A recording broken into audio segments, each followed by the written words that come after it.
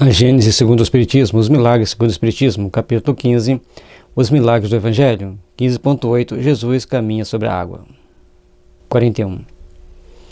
Logo fez Jesus que seus discípulos tomassem a barca e passassem para outra margem antes dele, que ficava a despedir do povo. Depois de o ter despedido, subiu a um monte para orar, e tendo caído a noite, achou-se ele sozinho naquele lugar. Então Jesus está ali com as pessoas, com seus discípulos, e ele fala para os discípulos: pega um barco e vai. E ele fica ali, conversa mais um pouco, despede, depois ele sobe um monte e vai fazer suas orações. Entre mentes, a barca era fortemente açoitada pelas ondas em meio do mar, por ser contrária ao vento. Mas na quarta vigília da noite, Jesus foi ter com eles caminhando por sobre o mar. E agora? Caminhou ou não caminhou? E tem a observação 173, nota de Allan Kardec, o lago de Genezaré ou de Tiberíades. Então são os dois, quando fala mar, nas passagens da Bíblia está se referindo ao lago de Genezaré ou o lago de Tiberíades. O Tiberíades é um pouco menor, Genezaré é um pouco maior. Quando eles ouviram andando sobre o mar, turbaram-se e diziam: é um fantasma! E se puseram a gritar amedrontados. Jesus então lhes falou dizendo: tranquilizai-vos, sou eu, não tenhais medo. Portanto, eles tinham medo de espírito.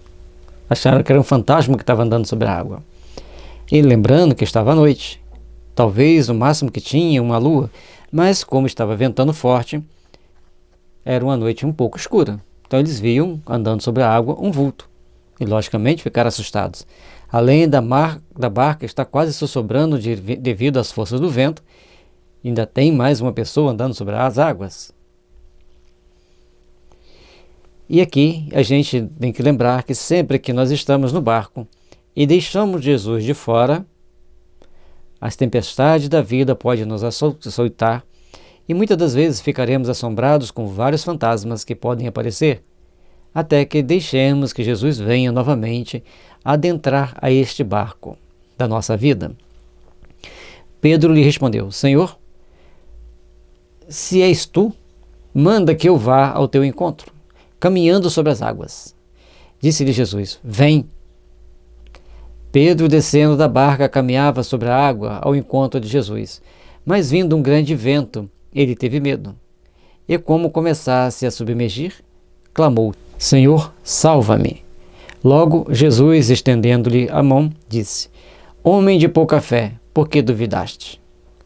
E aí, quando nós estamos nessas tempestades, e o nosso barco, Jesus, está de fora, nós ainda não trouxemos Jesus para o barco da nossa vida.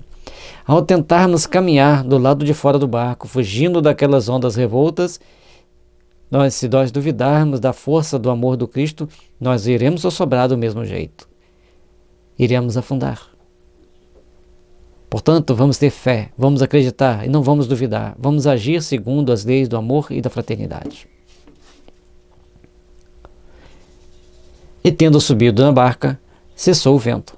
Então os que estavam na barca, aproximando-se dele, o adoraram, dizendo: és verdadeiramente Filho de Deus. Mateus capítulo 14, versículo 22 a 23. E aqui, a partir do momento que Jesus anda sobre as águas, e ao entrar na barca, está sequinho, é importante lembrar disso, e o vento cessa. Sempre que Jesus entra no barco da nossa vida, o vento, as tempestades vão cessar. Por mais adverso que seja aquele momento, as tempestades irão cessar. Mas é importante que a gente entenda que aqui está reportando o seguinte: Jesus andou ou não andou sobre as águas? É possível que ande sobre as águas? Vejamos a explicação de Kardec. 42.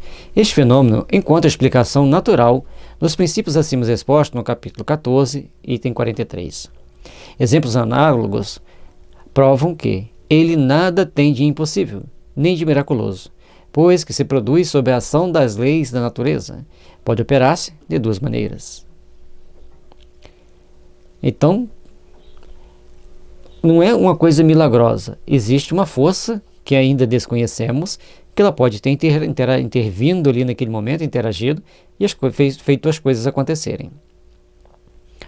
Jesus, embora estivesse vivo, pôde aparecer sobre as águas com uma forma tangível, estando a luz em seu corpo. É a hipótese mais provável. Fácil é mesmo descobrir-se na narrativa de alguns sinais característicos das aparições tangíveis. Capítulo 14, itens 35 e 37 a 37. Portanto, era possível que Jesus apenas estava ali em um desdobramento, uma projeção astral. Mas tem outra explicação também possível. Porque, como Kardec coloca aqui, é mais provável, mas Pedro andou sobre as águas.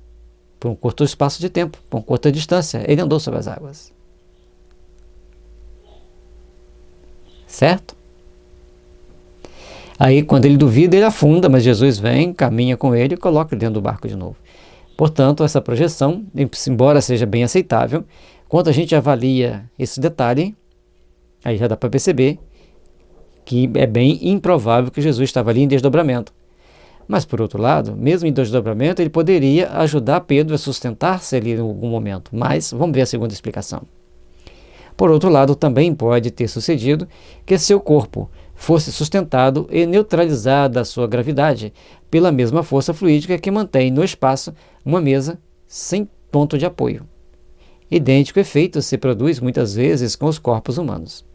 Portanto, é possível que ele tenha caminhado, é provável que ele tenha caminhado usando seu poder para levitar sobre as águas e, portanto, que Pedro também caminha um trecho sobre as águas. Também ele poderia oferecer a energia suficiente para Pedro também levitar sobre as águas. Fato natural, sem grandes dificuldades da gente entender, mostrando as possibilidades de que Jesus tinha, que transcendia tudo aquilo que nós entendemos hoje.